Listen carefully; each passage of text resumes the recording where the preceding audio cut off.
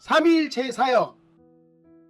오늘 묵상하실 내용은 삼위일체의 사역기간과 방법에 대한 내용입니다. 세상 모든 일에는 시작이 있고 그 끝이 있기 마련이듯이 우리가 사는 세상도 시작이 있었고 또한 그 끝도 분명하게 찾아올 것입니다. 성경에서는 이것을 세초와 세말이라는 말로 표현하기도 하고 태초 또는 종말이라고 표현을 하기도 합니다. 성경에서는 하나님께서 세상 시작부터 끝날까지 역사하시고 섭리하시는 하나님이라고 기록하고 있지만 실제로 하나님께서 삼위로서 사역하시는 기간이나 방법에 대해 자세히 말하시는 분이 별로 없습니다. 대부분 흔히 알고 있는 개념은 구약시대는 성부 하나님의 시대이고 400년간 암흑기의 기간이 있었고 예수님의 33년의 사역기간을 지나 주의 재림 때까지 성령의 사역 시기라고 설명들을 합니다. 그러나 더 정확히는 태초부터 종말까지 삼위 하나님께서 함께 역사하시고 섭리하십니다. 다만 태초부터 종말까지의 기간 중에서 주관자와 보조자로서 각기 다른 역할과 사역으로 섭리하시며 하나님의 구원 계획의 완성을 이루시는 것입니다. 즉 구약시대는 성부 하나님이 세상을 통치하시는 주관자이고 예수님과 성령님은 보조자로서 함께 일하셨다는 의미이고 예수님이 이 땅에 오시어 33년간 사역하실 때에는 예수님이 주관자이시고 성부 하나님과 성령님은 조력자가 되어서 사역하셨다는 말입니다. 그리고 예수님이 부활 승천하신 후에는 성령님이 사람들에게 임재하시며 주관자가 되셨고 성부 하나님과 예수님은 보조자로 함께 사역하신다는 의미입니다.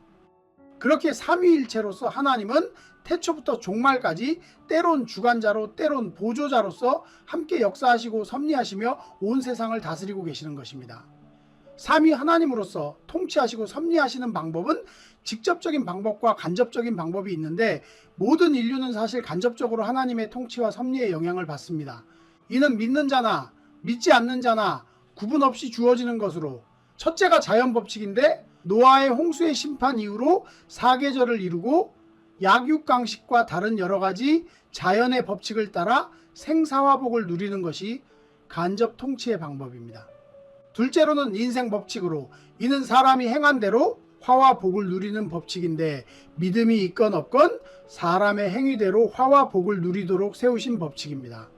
그렇기에 하나님을 믿지 않는 사람이 더러 형통하고 믿는 사람이 형통하지 못하는 것은 믿음과 상관없이 이 인생 법칙대로 좋게 행하거나 그렇지 않은 탓이지 믿음과는 상관이 없는 법입니다. 마지막 법칙은 영적 법칙으로 인한 믿음의 법칙에 해당하는 것으로 예수님을 모르는 이방인일지라도 그 양심에 따라 구원이 구분되는 법입니다. 과거 이스라엘 백성들에게는 율법이 그 기준이 되고 하나님을 모르는 사람들에게는 그 양심이 기준이 되는 법입니다.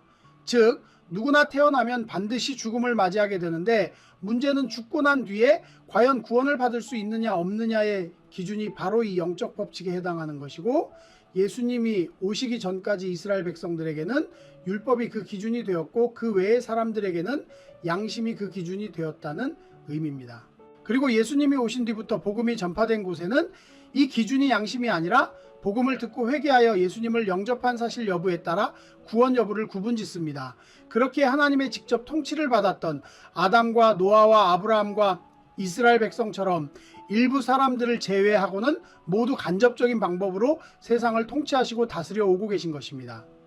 그렇기에 많은 이들이 보기에는 하나님이 역사하고 섭리하지 않으신 듯 보여도 여전히 하나님의 법칙에 의해 다스려지고 있다는 사실을 기억하시고 온전한 이해와 믿음으로 하나님께서 세우신 법칙 안에서 참된 평화를 누리시기를 소망합니다.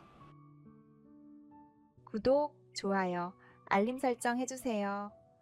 Subscribe, like, set notifications.